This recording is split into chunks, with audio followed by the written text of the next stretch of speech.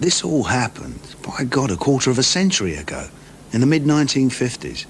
At the time, I was just finishing my final term at Cambridge.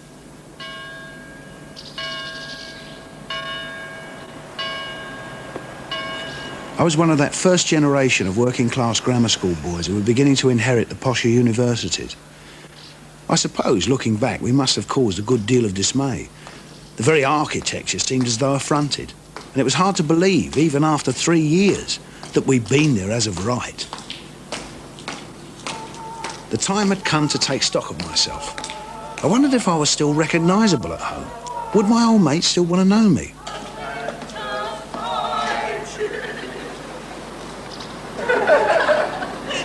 Start the game.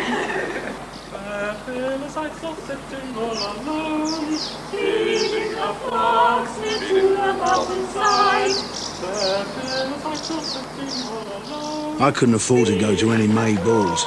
As soon as the college started filling up with crates of champagne and upper-class birds, I decided to get out.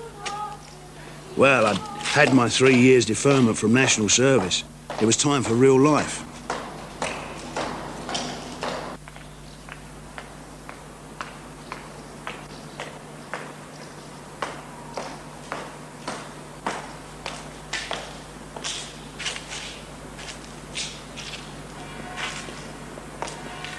I'd have fancied a bit of a trip to France before my call-up papers came, but I was skint.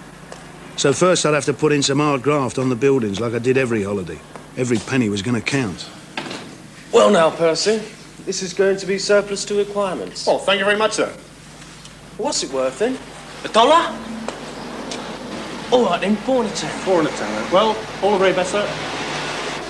The blokes I worked with on the buildings back home were all close neighbours of mine. Known them since I was a nipper. They weren't just workmates. They spent most of their spare time together, shared all the same crazes. A right bunch they were too. They called themselves the Figaro Club.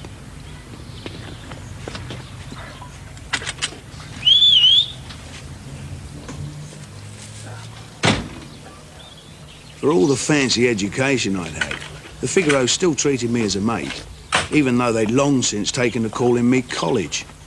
Morning, Jim. Oh, watch you, young College. Another bun in the oven, look.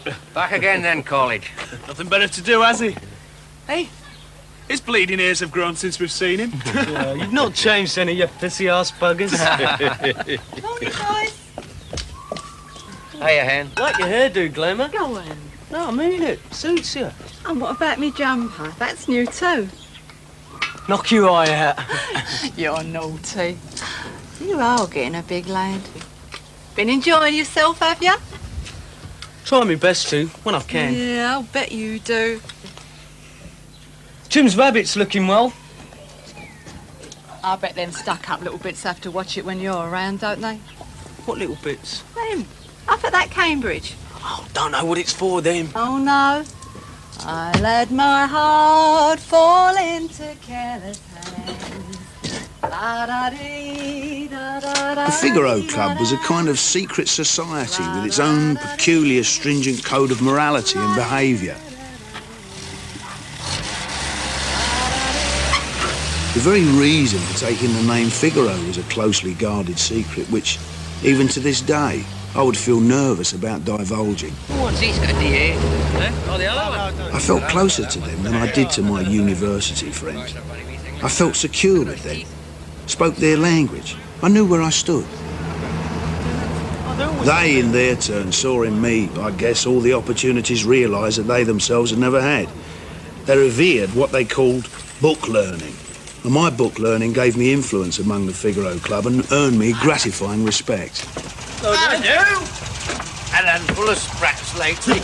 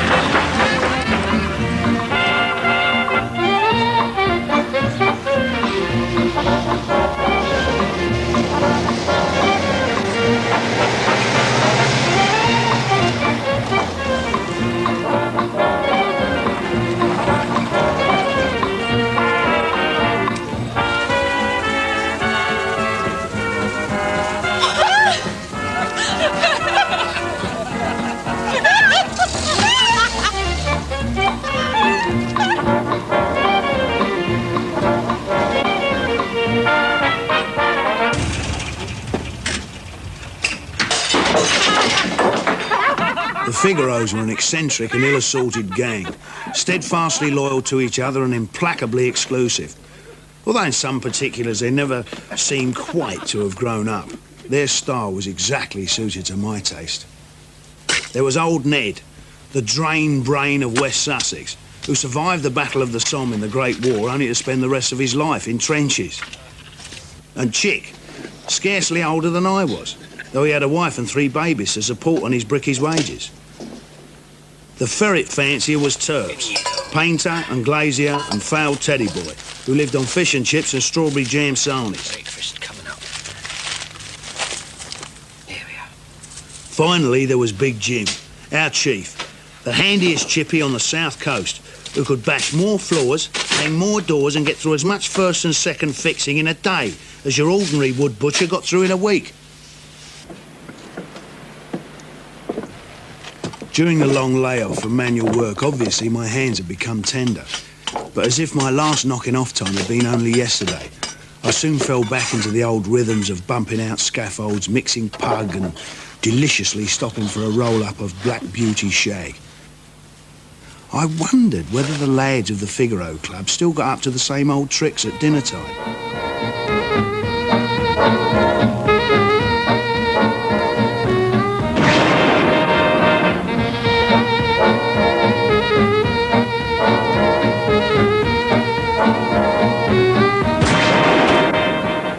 The previous summer, the craze had been for bombs, for every kind of explosive. There was nothing very sinister about it. The bangs and rumpus were no more than tokens of the general spirit of anarchy which bound together the members of the Figaro Club.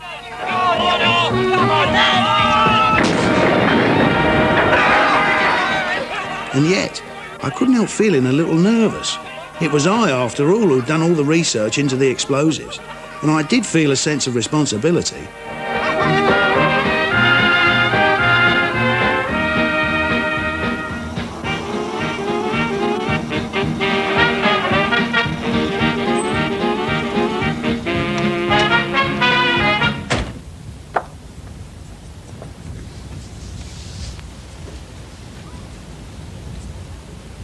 That first morning back, a real bombshell. It was young Chick who put me wise. Suppose you've heard. Heard what? What's going on? Effing Perkin and Big Jim's missus. Never. Yeah, all the time. Common knowledge. Does Jim know? I shouldn't think he'd stand for that. Can't tell. If he does, he'll soon do some sorting out. You! Broom! Broken glass! Sweep! Eat! Up! Anyway, Ned Terps and me cooking something up. What's that? All in good time. Look, you heard what I said. I want this glass swept up. Don't you need mush? I felt outraged, and I hoped there was no truth in the rumour. I had a particular affection for Big Jim. He was a good bloke, a decent sort, and he didn't deserve shabby treatment. He was a mush that I was proud to know, and I admired his peerless craftsmanship too. He'd made a lovely job of his crossbow.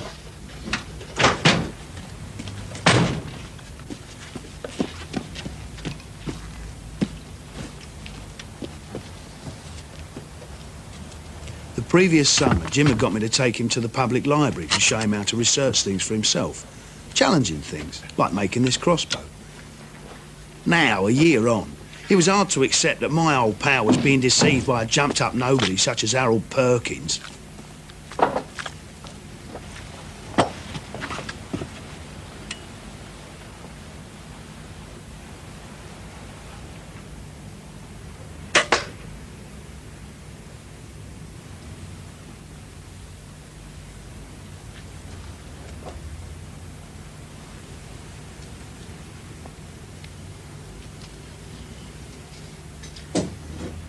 Brains, eh? If your brains was dynamite, they wouldn't blow your hat off. Right, back on the hod. You! Shift yourself over here a bit quick. Window, measure up, reglaze, make good. Just finishing my tea. Now! Effing tea break, innit? Not in a minute, not next week, not when the bleeding spirit moves, now! My own time. Snot gobbling on pit sniffing bastard. Bloody move! It walks. It talks. Harold Perkins, I ask you, of all people, the council's narc who had the power to pronounce judgment on the work of first-class tradesmen. That frame's not been primed. Never in the land of pig's pudding. Where'd you learn bricklaying? Up some funny farm? A cross-eyed monkey could have done that better. With nutcrackers. Jim had hinted that he was now working on something more ambitious than any crossbow.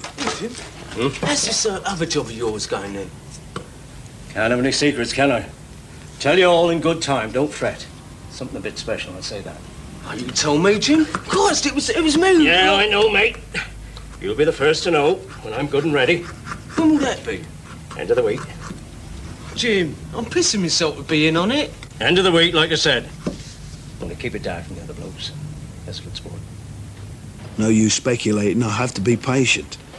All that was certain was that by the end of my first day back, I knew something that Big Jim didn't know I knew. Also, that I half knew something that the other Figaros didn't know.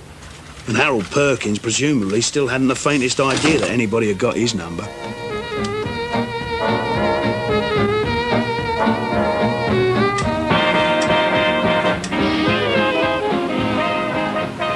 After all the strains and stresses of the day, I was looking forward to that first long, brown, delicious pint. We always reckoned to have one or two in the George on the way home, just to get the taste, we said, for later on.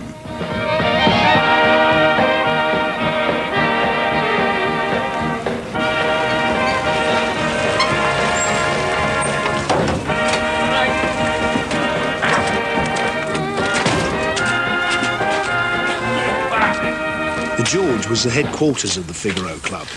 This was where its plans were hatched, where policies were thrashed out and decisions taken. College, get him in. I've got to go and strain the greens. Got much in hand. Do you know the way to hold them? Look. Brown and mild, black and tan, light and bitter, pint of mild, and a pint of half and half, please, Gov. Oh, and 5 woods and 10 bob out the till. Let's settle it then. Friday night it is. Right. Right. Come here, quick, college. Hold on. Give us a tray, will you, Gov? And I better have a box of Swan. For Christ's sake, college, come here. Hold on! Got on now, like an Afghan's jock strap. What's all the fuss? Now listen, before Big Jim comes back, keep Friday evening free. What for? Never mind what for. Friday night, right? One bleeding word to Big Jim, and we'll set fire to your ghoulies.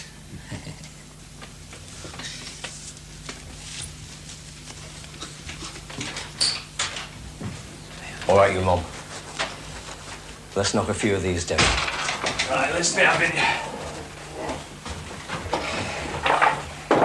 Cheers, Gov. No doubt about it. There was a seething undercurrent of feeling gripping the Figaro Club. But for Big Jim's sake, there was no question of letting our suspicions show. Oi, don't tell anyone, will you? So, after we'd been home for a wash and our tea, we carried on the way we always did. Undiluted happiness. There was something indescribably marvellous about a pub crawl on a summer's night when you'd earned your thirst.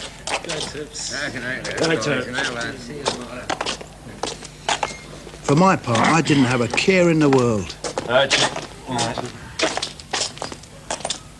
And that first night back in my hometown, there was no sense bothering my head about Big Jim's troubles either. Friday would come round soon enough, and Big Jim didn't seem perturbed. I don't know about you, mate. I reckon I've had my share. Me too, Jim. Great night. One of the best. Can't whack it. Good beer, good blokes, all that. Know what I mean? I know what you mean. You all right, Jim? Yeah, I'm fine. Glad to have you back again, young college. Glad to be back. Don't forget to keep Friday night free. I won't forget, Jim. Good night. Good night.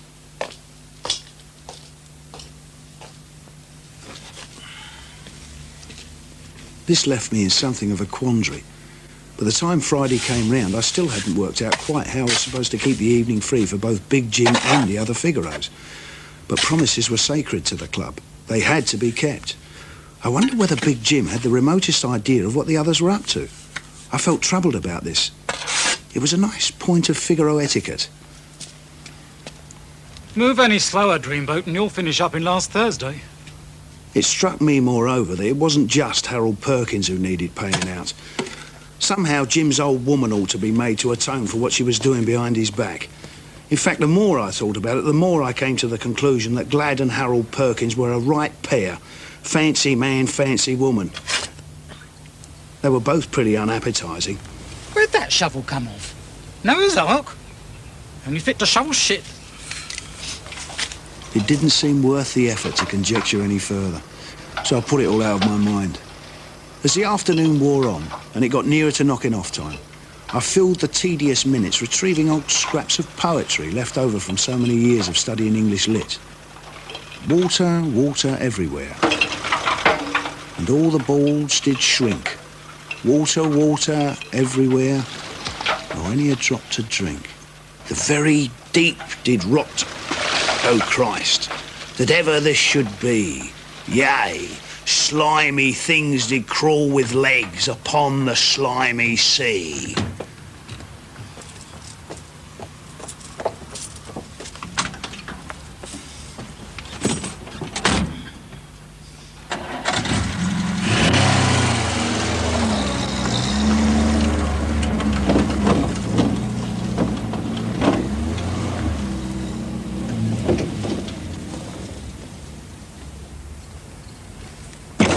Right then, know where Rope Walk is? Yeah? This workshop mine's down the Twitten, side of the boatyard. Be there about 8:30. Sure, Jim. Count on me. 8:30 it is. A darts match tonight. You what? Away match, isn't it? My turn to drive. Where is it then, Jim? Down the Dolphin, needle match. Oh. So I'll be seeing much of you tonight then, in that case? No. I was relieved to know that I didn't have to meet up with Big Jim before 8:30. I could see the other Figaros for about an hour before that and thus keep both my promises.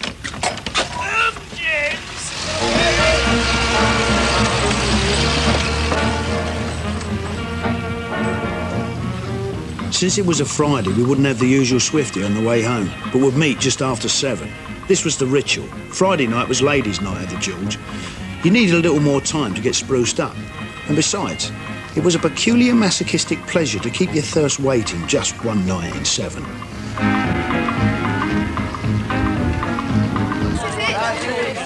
Thank you very much. Hold tight, everybody. Treble top. Give us a shout, check. We turned up then in time to see the team off and to wish them the best of luck with the arrows. Big Jim gave me a wink before he drove them away.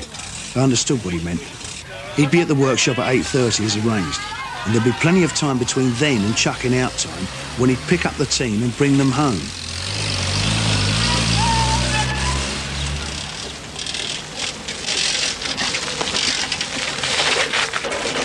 Yeah, Big Jim's no sooner left his house than Evan Perkins comes slinking up the street, all smarmed up. Bloody hell. It's sniffing sod. Yeah, the crafty buggers, the two of them are probably upstairs already, if you ask me. It won't take her long to drop them. Oh, I don't know so much. No, I reckon they'll have a couple of brown ales before they start. Get them a bit primed. Stands to reason.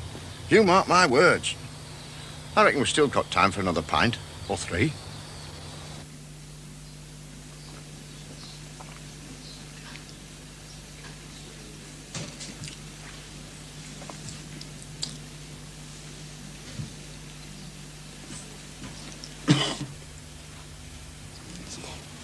Paper then? They had the lot. Everything. But there was far too much tension in the air, too much of a sense of urgency. So after about 10 minutes, the Figaros and their wives drained their glasses, got up and left. I noticed that they were all carrying bags and bundles. I had no option but to tag on behind, though I still had no idea at all what they were going to do.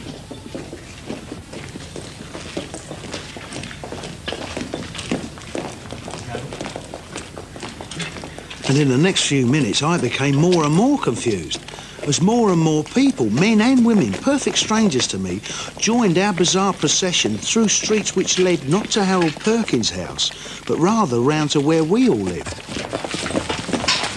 We all walked faster and faster, almost breaking into a run. A kind of mob passion had descended upon them all, from which I was excluded. What were these people carrying in those bags? What were they so grimly intent on doing? Furthermore, what would Big Jim have to say if he knew that this rabble was bearing down on his house? Should I have to tell him about this when I saw him a bit later on? We all assembled outside Big Jim's back garden. Upstairs, the curtains were drawn, though it was still light.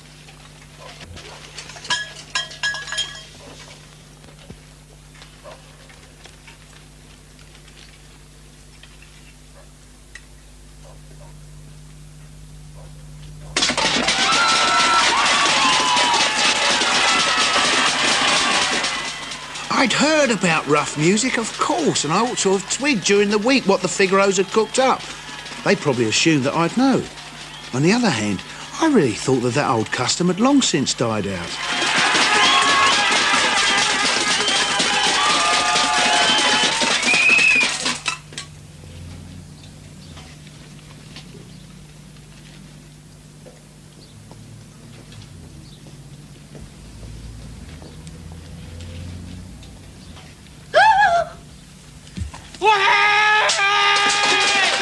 Every beat of that crude percussion was an avowal that Big Jim was a bloody good fella who deserved better. It was all at once funny and heartrending, the way a sturdy sense of morality was expressed with that cacophony. I was so caught up in it that I forgot all sense of time.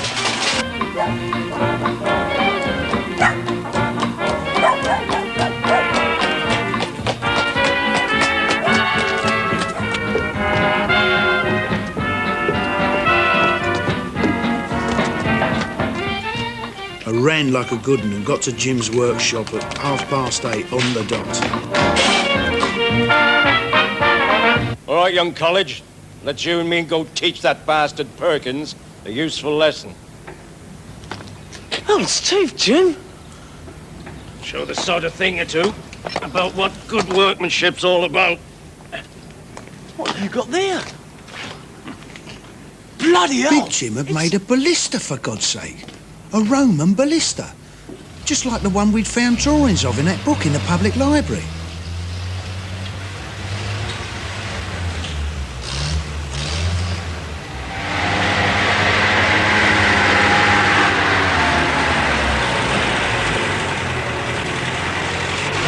It was all too much to take in. Rough music, Jim's ballista, and now the realisation of what he intended to do with it. Where were we headed? Where else but the respectable residence of one Harold Perkins, clerk of the works to the Urban District Council.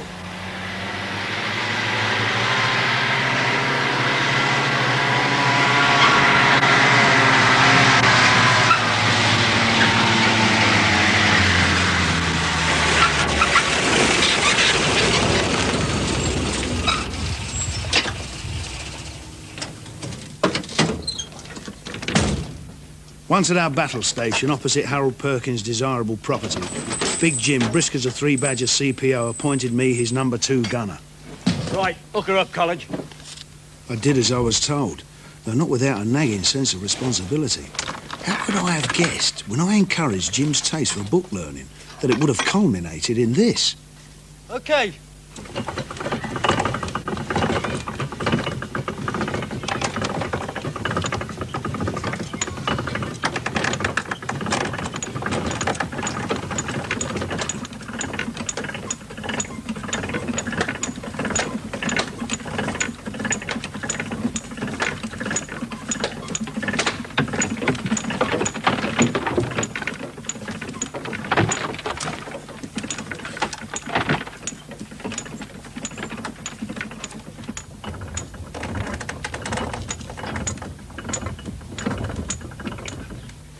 Right, give me that bar then.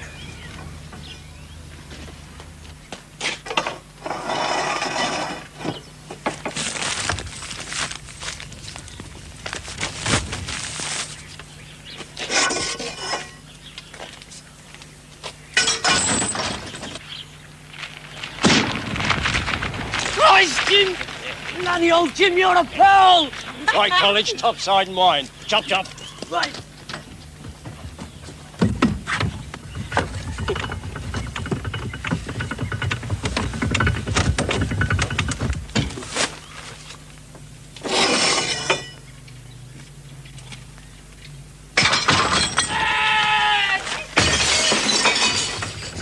I've seen it all now, Jim.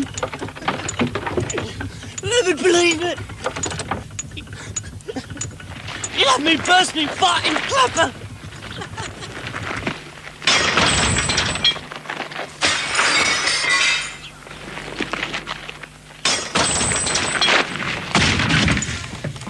The bombardment continued steadily until we discharged, getting on for a ton of cement to the fabric of Harold Perkins' property.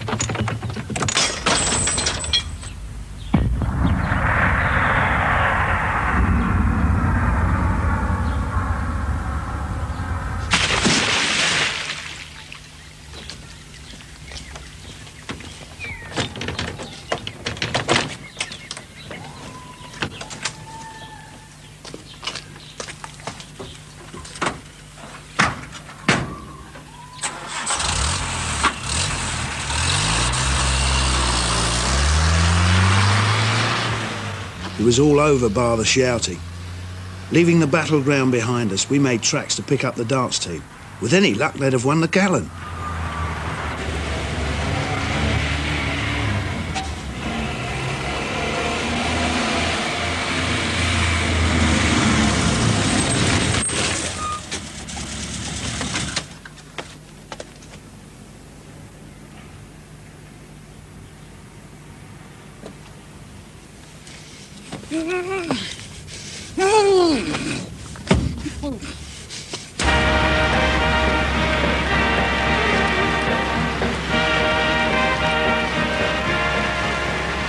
That Harold Perkins is a black enamel toad.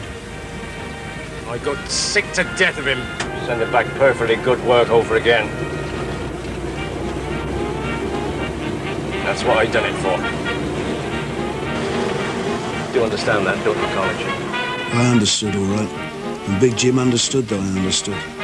For the rest of the summer, and indeed forevermore, until these 25 years passed by, and I'm telling the town now, not a word was mentioned concerning that Friday night.